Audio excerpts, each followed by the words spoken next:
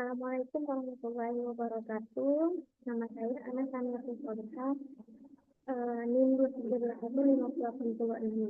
Saya dari Universitas Haji Muhammad Idris Samarinda dari Fakultas Syariah jurusan Hukum Keluarga. Saya di sini ditugaskan ujian tengah semester untuk membuat presentasi dari mata kuliah Fikih Munakahat. Dan saya mendapatkan materi yaitu tentang mahar. Dan isi dari presentasi saya tentang mahar ini ada 3 bab saja. Yang pertama ada kondisi-kondisi wajibnya mahar, memastikannya, pembagiannya, dan kekurangannya, kegugurannya. Terus bab yang kedua ada konsekuensi jaminan mahar, hukum rusak dan merusaknya, memilikinya dan membuatnya cacat dan menambahnya.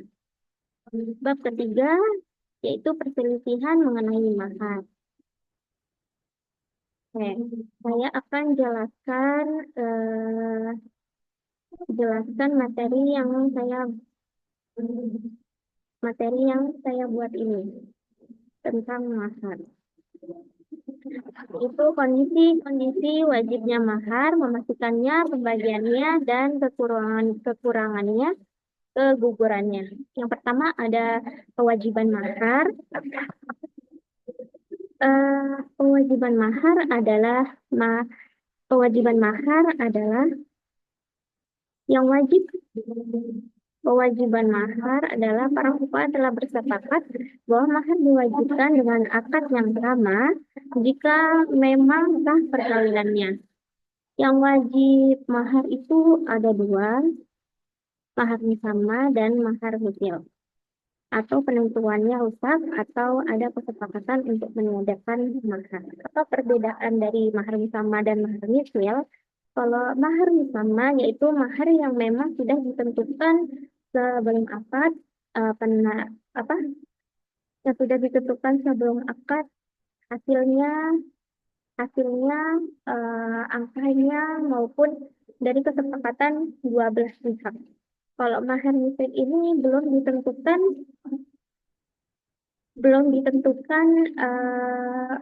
penentuannya sebelum akad. Jadi dia biasanya mahar mutil ini karena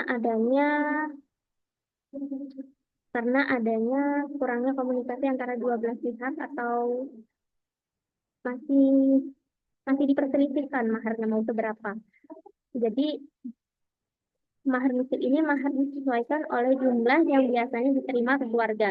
Tidak ditentukan saat akad, diwajibkan di beberapa kondisi. Nah, kondisinya itu yang pertama, suami tidak menyebutkan mahar atau jumlahnya ketika akad nikah. Yang kedua, suami menyebutkan mahar musamma tetapi tidak memenuhi syarat atau cacat. Yang ketiga, suami menyebutkan mahar musamma tapi suami istri berselisih dalam jumlah atau sifat mahar. Tapi dalam akad perkawinan, kewajiban mahar itu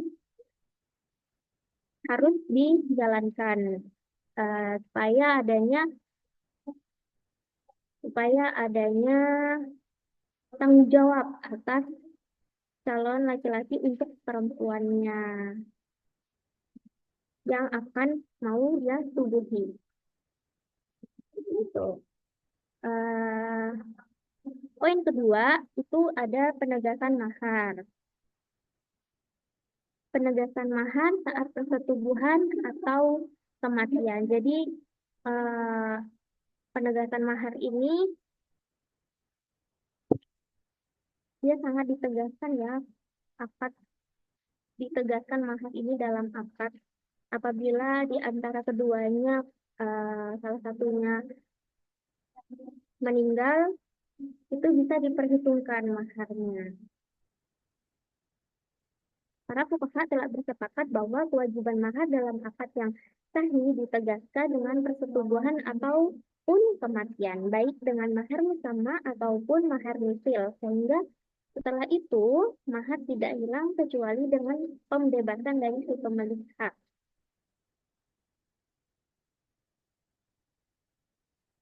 Ya,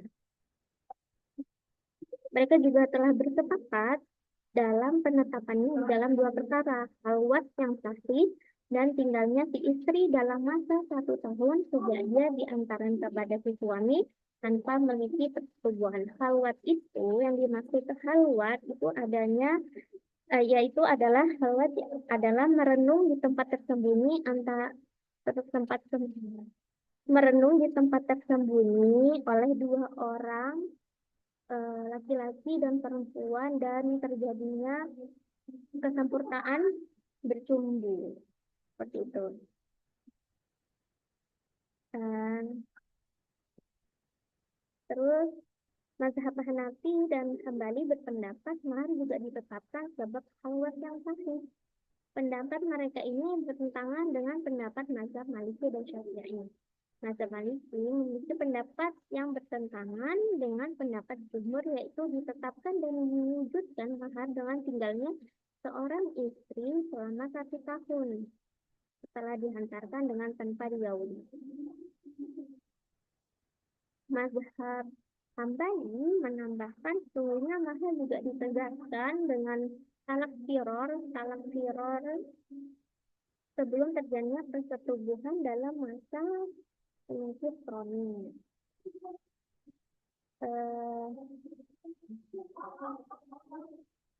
Masing-masing dari sebab itu diperjelas dengan beberapa berikut, yaitu persetubuhan yang hakiki.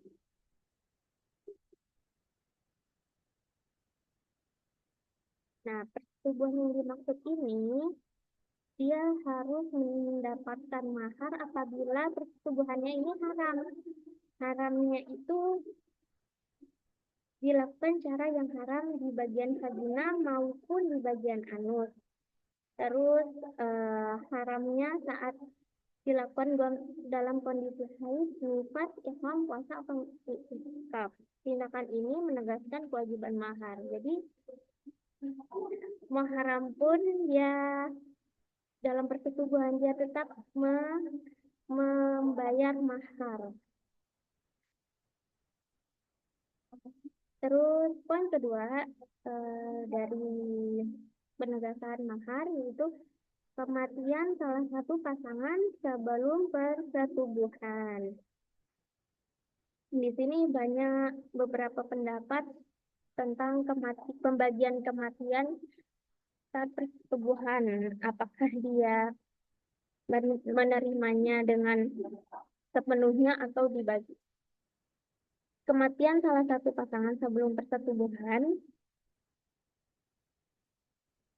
dan pernikahan yang sah menurut kesepakatan para fuqaha juga sebelum terjadinya halwat yang sah. Kematian salah satu pasangan suami atau istri sebelum terjadi persetubuhan dalam pernikahan yang sah menurut kesepakatan para fuqaha sebelum terjadinya halwat yang sah menurut mazhab Hanafi dan Hambali.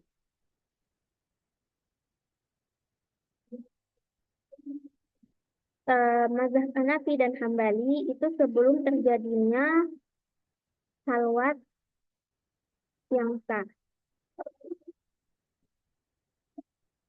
Si perempuan, jika salah seorang pasangan suami atau istri meninggal dunia sebelum terjadinya persetubuhan dalam pernikahan yang sah, si perempuan berhak mendapatkan semua mahar menurut kesepakatan fuqaha jika pernikahan tersebut menyebutkan mahar di dalam akad.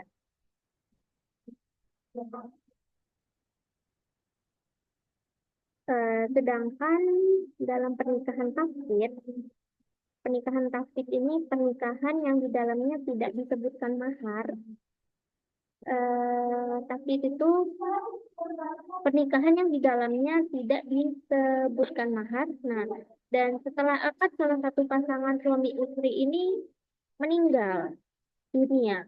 Menurut mazhab Maliki, akad perkawinan tersebut tidak memiliki konsekuensi apa-apa. Jadi dia tidak memiliki mahar apapun, tidak diberikan mahar apapun. Karena itu sama saja perceraian. yang terjadi sebelum terjadinya perselingkuhan. Jadi menurut mazhab Maliki ini, apabila dia pernikahannya sahih dan belum ada persetubuhan, maka maharnya ini tidak ada konsekuensi apa-apa. Sama juga halnya kematiannya. Kematiannya itu dikiaskan seperti perceraian. Nah, kalau mazhab Syafi'i menyebutkan diwajibkan mahar misil akibat kematian. Mahar misil itu mahar yang ditentukan sebelum adanya akad. Jadi mahar misil ini penentuannya tuh dibilang mendadak gitu. Berdasarkan hadis yang telah disebutkan bahwa sesungguhnya Ibnu Mas'ud memberikan keputusan mengenai seorang perempuan yang tidak ditetapkan mahar untuknya oleh suaminya dan dia juga belum digauli sampai si suami meninggal dunia. Nah, si perempuan ini berhak mendapatkan mahar misil, tidak kurang dan tidak lebih. Dia juga harus menjalani masa idah dan dia berhak mendapatkan warisan.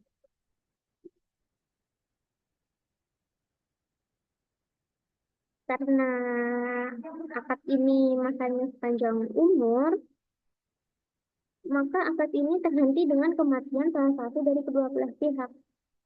Dan makanya adanya mahar misil dan ditetapkannya gantinya tuh dengan mahar misil tersebut.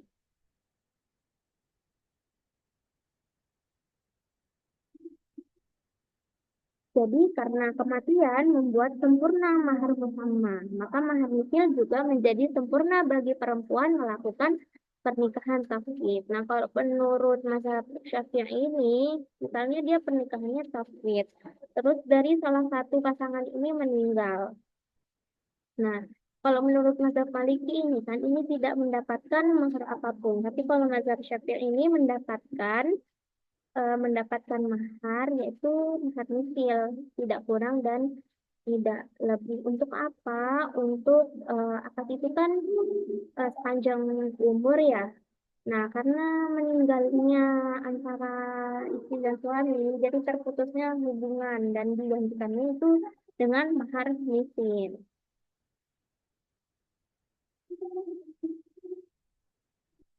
Sedangkan perceraian membuat perkawinan terputus sebelum mencapai sempurna. Oleh karena itu, diwajibkan indah akibat kematian sebelum jadinya persetubuhan dan tidak diwajibkan dengan perceraian. Mahar musamma disempurnakan dengan kematian dan tidak disempurnakan dengan perceraian. Jadi, mahar misil ini kalau dia ditinggalkan kematian, itu mahar musamanya itu sudah sempurna dengan mahar misil. Tapi kalau perceraian yang emang belum disetujui sebelumnya,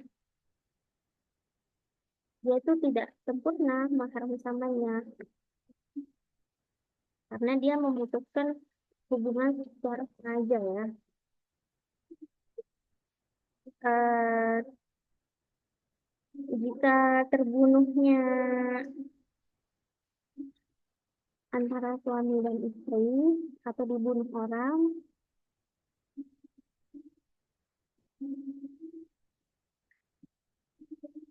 itu dan dengan kemudaratan gugurlah haknya terhadap mahar.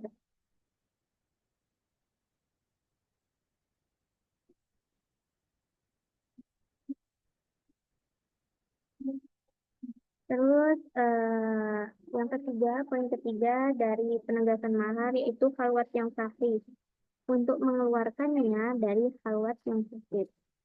Khalwat ini,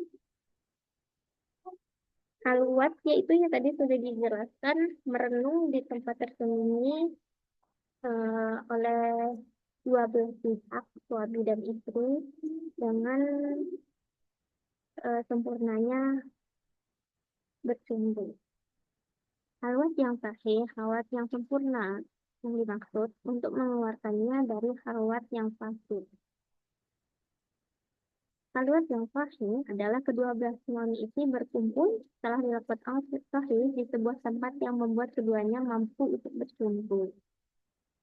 Halangan yang Khalwat itu bisa menjadi gagal apabila ada halangan-halangannya. Yang pertama, halangan yang bersifat alami. Yang bersifat alami itu adanya orang ketiga yang sudah berakal. Terus halangnya khalwat secara idrawi, yaitu adanya penyakit antar keduanya. Contohnya kayak gumpalan darah di vagina, kelenjar, dan lain-lain. Terus yang ketiga, halangnya khalwat yaitu secara syariah, yaitu umrah dan haji.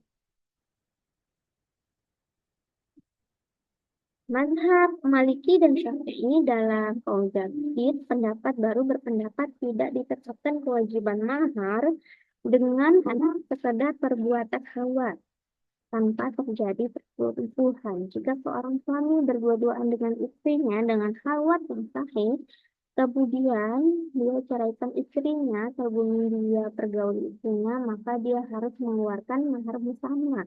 Dan jika tidak ada mahar sama, dia harus memberikan nafkah mut'ah. Nah, mazhab Syafi'i ini tentang khalwat, dia ini diwajibkan mahar walaupun dia hanya melakukan khalwat, tapi khalwat yang sahih. Walaupun dia belum melakukan persetubuhan ya, terus dia menceraikan istrinya, dan dia itu harus mengeluarkan mahar utama. Apabila dia tidak bisa mengeluarkan mahar utama, tidak ada mahar utama, dia harus menafkahi mut'ah, nafkah mut'ah namanya. Nah, dia tetap harus membiayai mantan istrinya. Yang poin keempat, yaitu tinggalnya istri di rumah suami selama 1 tahun. Tinggalnya istri selama 1 tahun di rumah suami setelah dilakukan pacaran tanpa terjadi persetubuhan. Menurut mazhab Maliki, mahar juga ditetapkan jika seorang laki-laki kawin dengan seorang perempuan dan dilakukan hantaran istri. Dan si istri tinggal di rumah suami selama 1 tahun tanpa terjadi persetubuhan. Dengan syarat si istri mampu sudah balik dan kesepakatan keduanya untuk tidak melakukan persetubuhan karena tinggal di rumah suami selama 1 tahun menepati posisi persetubuhan. Jadi dia tetap mendapatkan mahar, diwajibkan mahar apabila misalnya istri ditinggal suaminya di rumah suaminya selama 1 tahun tanpa adanya persetubuhan. Dia tetap mendapatkan mahar karena si suami juga uh, ridho apabila belum ada persetubuhan tersebut. Nah, menurut mazhab Syafi'i, mahar tidak ditetapkan dengan kediamannya si istri selama 1 tahun di rumah suami. Mahar ditetapkan dengan sekedar terjadinya khalwat yang sahih. Bagaimana yang telah kami jelaskan menurut mazhab Hanafi dan Hambali. Nah, kalau Syafi'i ini, eh, dia nggak apa-apa tinggal di rumah suami selama 1 tahun lamanya tanpa ada persetubuhan, tapi minimal dengan khalwat. Nah, itu bolehnya mahar ditetapkan. Kalau mazhab Maliki tidak persetubuhan, tidak khalwat, dia tetap mendapatkan mahar apabila si istri ini juga melakukannya secara berundingan nih, mereka nggak apa-apa. Kalau dia tinggal di rumah suaminya 1 tahun dan tidak ngapa-ngapain, nggak apa-apa. Itu tetap mendapatkan mahar. Tapi kalau mazhab Syafi'i ini setidaknya secara khalwat baru dia mendapatkan mahar. Eh, Talak tiror. Talak tiror pada masa sakit kronis sebelum terjadinya persetubuhan. Mahar juga ditetapkan secara sempurna Menurut mazhab Hambali, sebab perceraian terjadi kepada si istri dalam kondisi si suami tengah mengalami penyakit kronis. Sebelum dia sempat menggauli isi istrinya, jika dia menceraikan dengan tujuan untuk menghindarkannya dari harta warisannya, kemudian si suami meninggal dunia, maka ditetapkan untuk isi istrinya mahar secara penuh dengan kematian si suaminya. Akibat adanya kematian baginya untuk menjalani masa idah kematian dalam kondisi yang seperti ini, selama dia tidak kawin lagi atau melakukan tindakan pemulasan. Jadi dia tetap mendapatkan mahar apabila si suami ini eh, menceraikan si istrinya untuk menyelamatkan istrinya dari penyakit kronis yang suaminya hadapi. Saat suaminya juga meninggal, dia tetap mendapatkan mahar selama si suami ini nggak kawin lagi atau melakukan tindakan kemudaratan.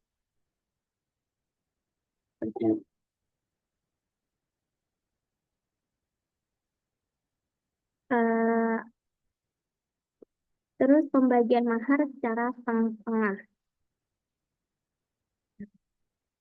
Mazhab Syafi'i dan Hambali,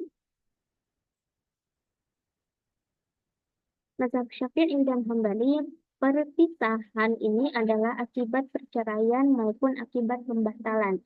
Jika mahar yang diberikan adalah mahar yang ditekan di dalam akad dan penentuannya tersebut sahih dan perpisahan ditimbulkan oleh pihak suami, termasuk di antara beberapa contoh pembatalan adalah perpisahan dengan sebab ilah atau li'an atau sebab murtadnya suami atau akibat keengganan suami untuk memeluk agama Islam setelah istrinya masuk Islam.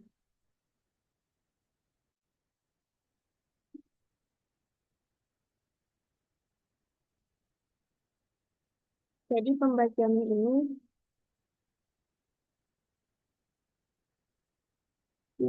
ini dilakukan apabila pernikahannya ini sah, terus karena adanya perbuatan si suami yang murtad.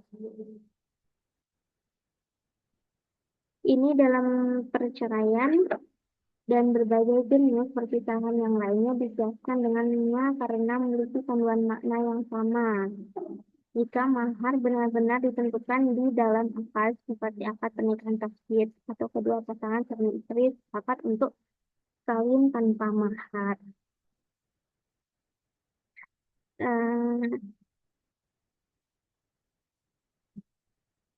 dan perpisahan ini terjadi sebelum terjadi persetubuhan dan sebelum keluar.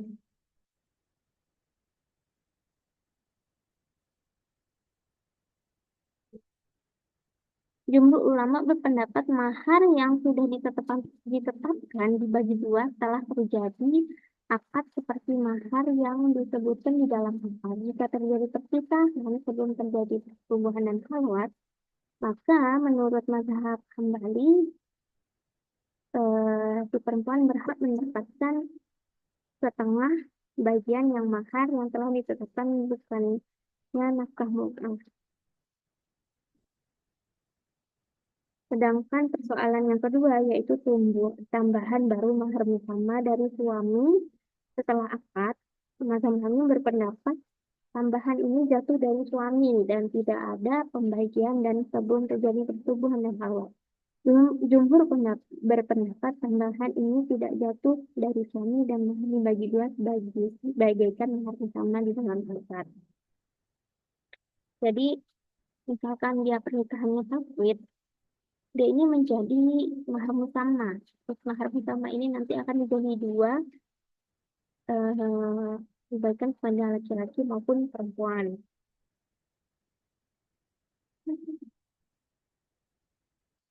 Setelah itu gugurnya keseluruhan mahar. Gugurnya keseluruhan mahar ini menurut mazhab Hanafi mahar jatuh dari suami dengan salah satu dari keempat berikut. Gugurnya mahar berarti si istri ini tidak mendapatkan mahar dari suami, yaitu ada 4 poin. Yaitu pertama, perpisahan bukan perceraian sebelum sebelum si perempuan digauli dan sebelum terjadinya khalwat dengannya.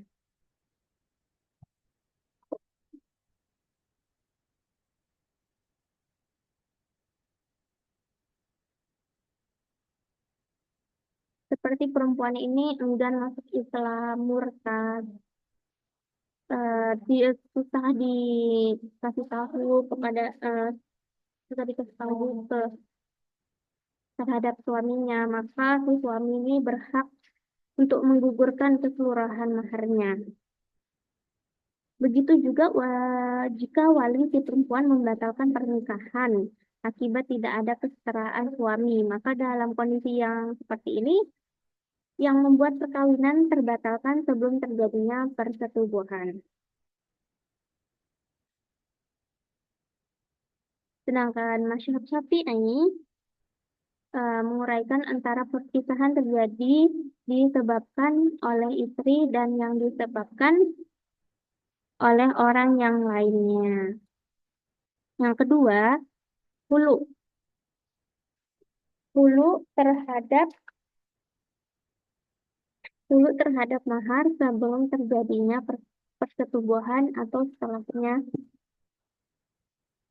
jika seorang laki-laki menghulu istrinya dengan iwat. Maharnya gugur, maka gugur semua maharnya. Jika maharnya tidak diterima, mahar ini gugur dari suami. Jika mahar ini sudah diterima, maka harus dikembalikan kepada suami. Hulu itu perceraian yang menceraikan ini suaminya. Jika si suami menghulu istrinya dengan harta selain mahar, maka si istri harus mengeluarkan harta.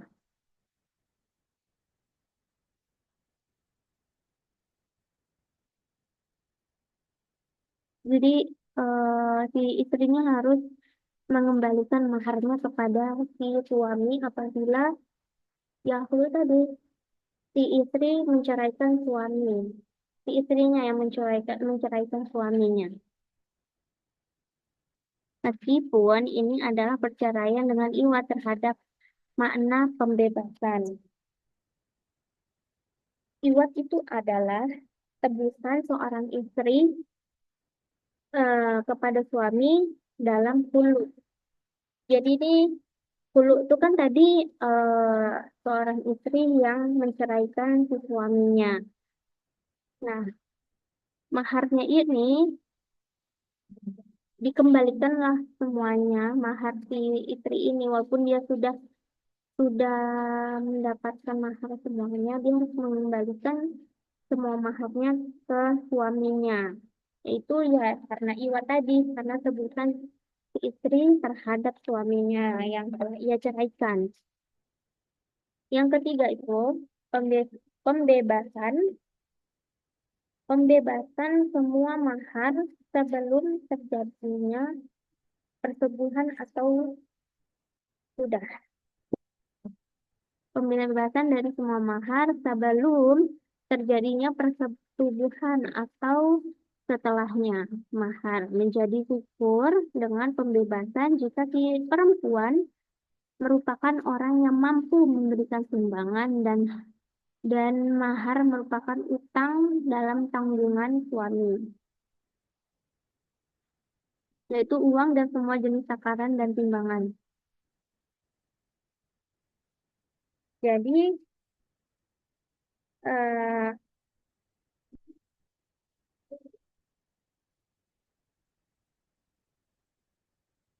pembebasan dari suami,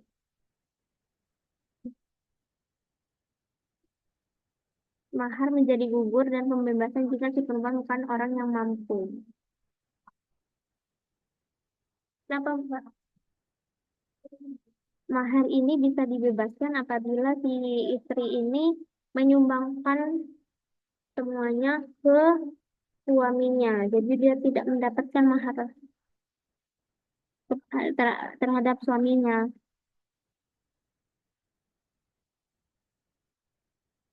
Yang keempat, istri mengibahkan semua mahar untuk suami jika dia adalah orang yang mampu untuk melakukan sumbangan.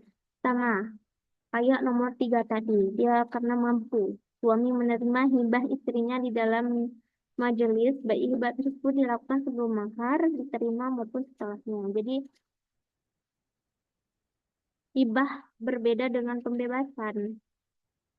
Kalau hibah ini, dia itu kayak ikhlas untuk tidak mendapatkan mahar, tapi ya karena dia tidak ingin memberatkan suami, mungkin ya. Kalau pembebasan ini, yaitu dia mengikhlaskan maharnya agar dia tuh terbebas dari bantahan si suami dalam bentuk utang dan barang. Jadi dia, enggak, kalau konteks di sini tuh pembebasan tuh biar mahar ini menjadi bebas karena dia tidak mau adanya utang dan barang.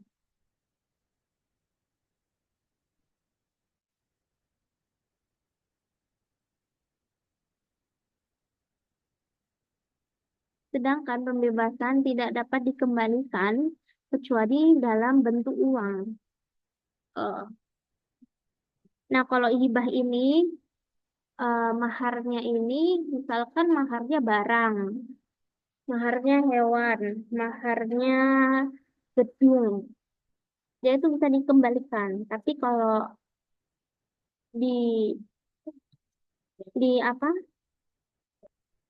apa pembebasan ini, dia kembalikannya itu bukan barangnya, tapi harus secara uang.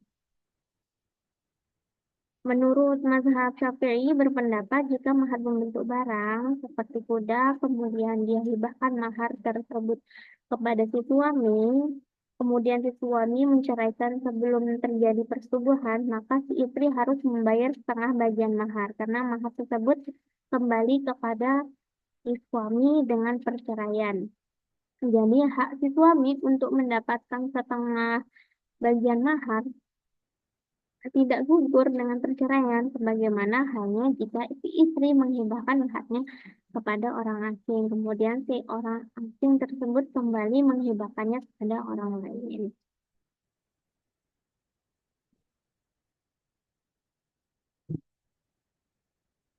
Eh,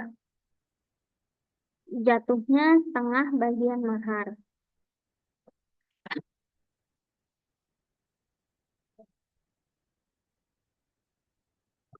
Jatuhnya, selanjutnya jatuhnya sebagian mahar.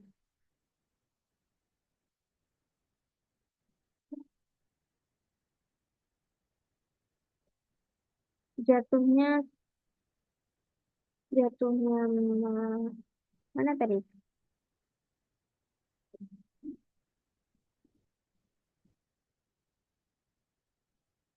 Jatuhnya setengah bagian mahar. Mazhab Hanafi berpendapat ada dua jenis perkara yang membuat mahar jatuh.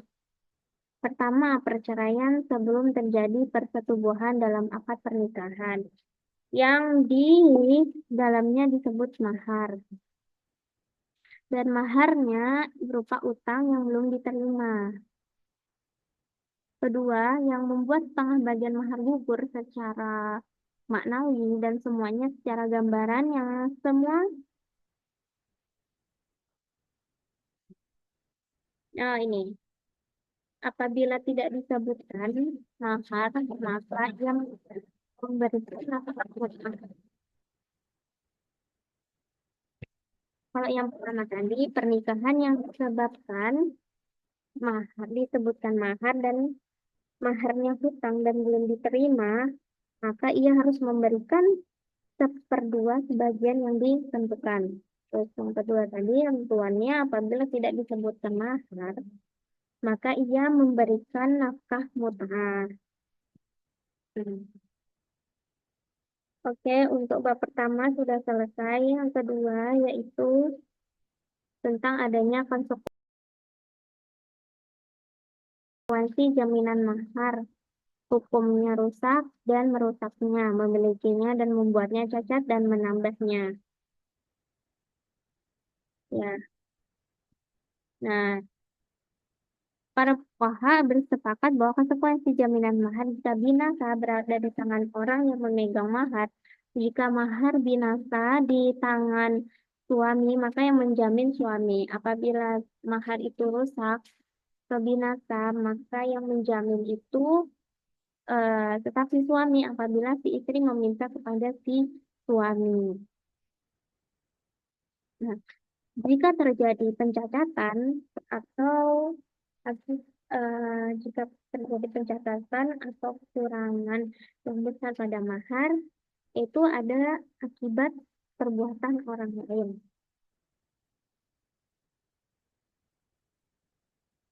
Jika hal ini terjadi akibat perbuatan orang asing sebelum diterima, maka si perempuan memiliki pilihan. Jika dia mau, maka dia bisa mengambil sesuatu yang kurang tersebut dan, dan dia denda si pelaku pengurangan dengan denda. Jika dia menghendaki, dia tinggalkan dan diambil dari suami dari sesuatu yang kurang tersebut pada hari akad, kemudian suami meminta kepada orang asing tersebut untuk meminjam denda kekurangan mahar yang dia lakukan. Jadi, si istri menerima kekurangan mahar yang diberikan kepada suami dan dan kekurangannya itu si suami meminta kepada orang asing untuk menjamin denda kekurangan mahar yang dia lakukan. Yang kedua, kekurangan ini akibat dari bencana langit. Si perempuan juga hak memilih. Jika dia mau, maka dia bisa mengambil mahar yang kurang dan jika tidak mendapatkan tambahannya. Jika menghendaki, dia tinggalkan mahar tersebut dan dia ambil nilainya pada hari akad perkawinan karena mahar dijamin oleh suami dengan akad dan sifat-sifat tidak dijamin akad perkawinan. Hanya saja ditetapkan pilihannya untuk akibat adanya perubahan mahar dari aslinya. Jadi kalau kurangan ini akibat bencana dan langit, ya perubahan mahar yang dari asalnya. Karena kan kita tidak tahu ya, apabila ada eh, serangan, apalagi bencana dari langit, itu kita tidak tahu kapan datangnya ya. Jadi kita sebagai perempuan tidak boleh memaksa untuk menambahkan. Kalau dia laki-laki yang mampu, kalau tidak mampu, juga. Yang ketiga, kecurangan ini akibat perbuatan suami. Maka dalam zahir riwayat, jika si istri menghendaki, dia dapat mengambilnya dalam keadaan kurang dan dia ambil juga denda kekurangan. Jika si istri menghendaki, maka dia dapat mengambil nilainya pada hari akad. Yang keempat, kekurangan akibat perbuatan istri. Perbuatan istri, maka si istri penerima mahar menjadi orang yang melakukan suatu tindakan pidana dan dia jadikan seakan-akan kekurangan. Ini misalkan dia si istri, si suami sudah memberikan mahar sebagian kepada si istrinya, tapi si istri ini bilangnya tidak mendapatkan mahar apapun setengahnya dari si suami, maka si istri ini bisa dikenakan pidana, mana telah membohongi dan mengkhianati. Seperti itu. Nah, begitu juga jika mahar hilang setelah akad seperti mati, terbakar, tercuri, atau hilang, eh, kesalahan dari salah pihak suami istri dan penyelesaian dapat ditetapkan dengan bukti atau dengan pengakuan keduanya. Jadi harus ada bukti dan eh, beberapa bukti dan pengakuan keduanya. Dan baik itu tersebut berada di tangan istri ataupun suami. Terus nambahan mahar. Nambahan mahar ini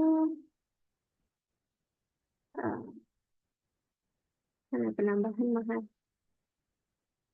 Karena penambahan mahar ini terjadi dua ya.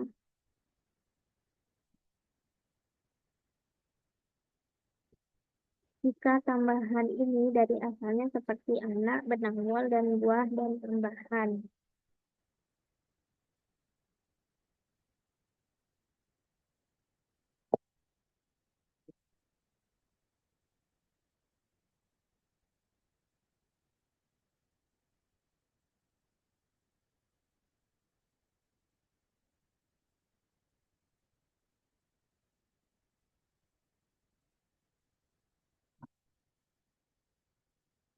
Nah,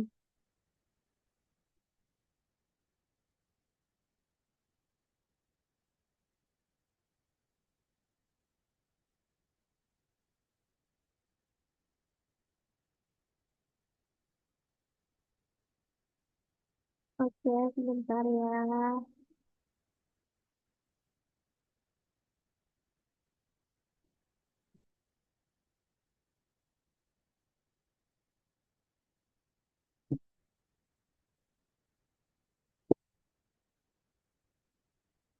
Konsekuensi jaminan mahar sudah empat.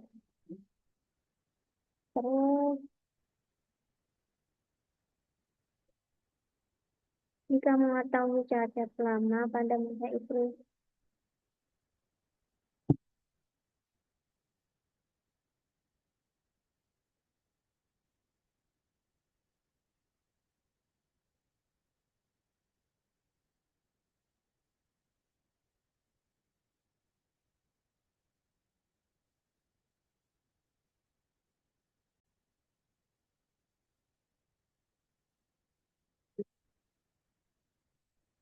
penambahan pada mahar. Jika, menurut mazhab Hanafi, jika tambahan ini lahir dari asalnya seperti anak benang wol, buah dan tambahan atau dalam hukum kelahiran seperti maka dimasukkan ke dalam bagian mahar. Tambahan ini dapat bersambung dengan asalnya seperti besar dan lemak, besar dan indah ataupun terpisah. Jika suami menceraikan istri, tambahan ini dibagi dua menurut kesepakatan fuqaha. Pengganti bagian mahar sehingga dia menempati posisi mahar. Sedangkan jika tambahan mahar bukan karena kelahiran dari asal, maka jika dia bersambung dengan asalnya, seperti bangunan atasnya bangunan, tambahan ini tidak bisa dibagi dua. Si istri harus mengeluarkan setengah nilai asal karena tambahan ini bukanlah mahar. Tambahan ini tidak lagi dari mahar karena dia bukan termasuk mahar. Selanjutnya, poin ketiga eh,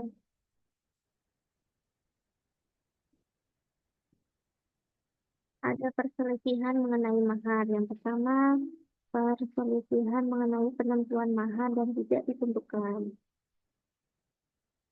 Nah, mazhab Hanafi, jika orang meminta disumpah dan dia tidak mau bersumpah, maka penentuan mahar ditetapkan. Jika dia bersumpah, maka dia diberikan mahar nyicil. Terjadi setelah perceraian sebelum bersetubuh. Si istri juga mendapatkan nafkah mut'ah apabila karena kematian antara keduanya, ucapan keduanya semasa hidupnya harus dibuktikan untuk ahli waris apabila terbukti mendapat mahar yang sama, apabila tidak mahar nyicil.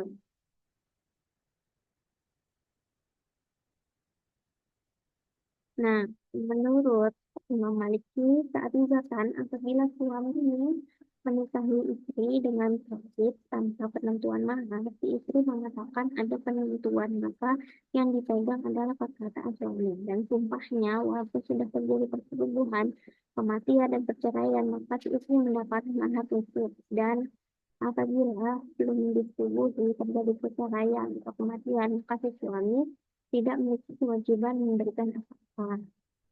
Mazhab Hanafi kembali eh, pegangan perkataan ini mendapatkan mahar dari persetubuhan atau kematian. Jika ditolak belum diperbaiki mendapatkan hak mut'ah. Kedua-duanya bersumpah dan hasilnya mendapatkan mahar nisian. Oh, ini menurut mazhab Hanafi.